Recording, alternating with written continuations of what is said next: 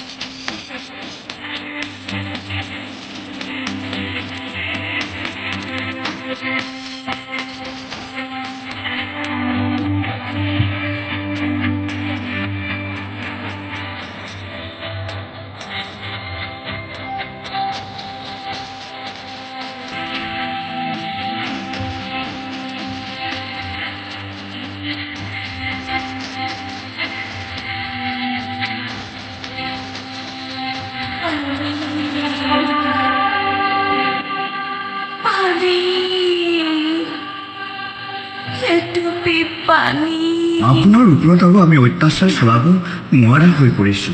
আমিও মানুহ, কি কৰিম কওকচোন? আমি মাত্ৰ ৰজাৰ আদেশে পালন কৰিছোঁ। লওক কাইদেউ, পানী তুমি খাই লওক। তাইক কোবাবলৈহে দিছোঁ, পানী খুৱাবলৈ নহয়।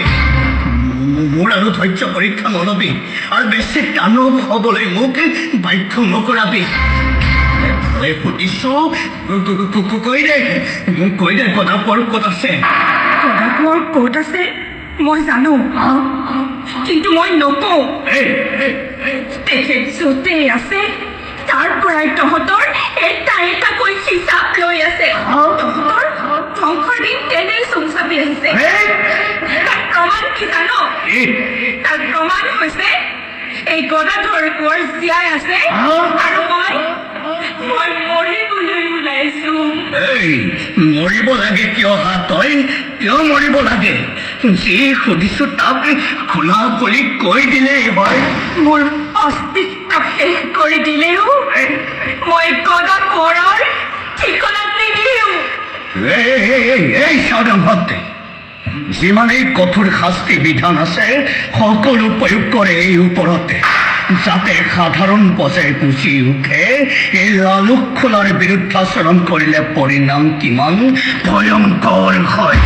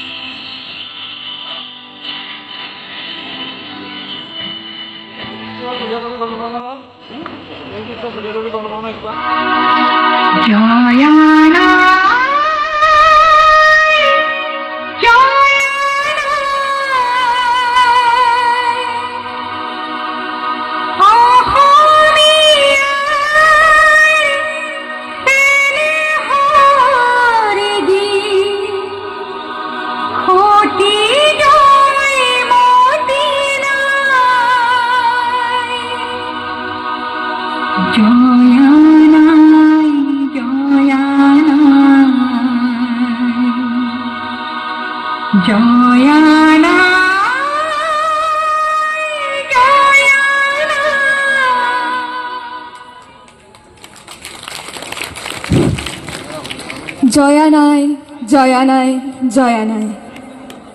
অসমৰ যি চেনেহৰ যি সতী জয়মতী নাই।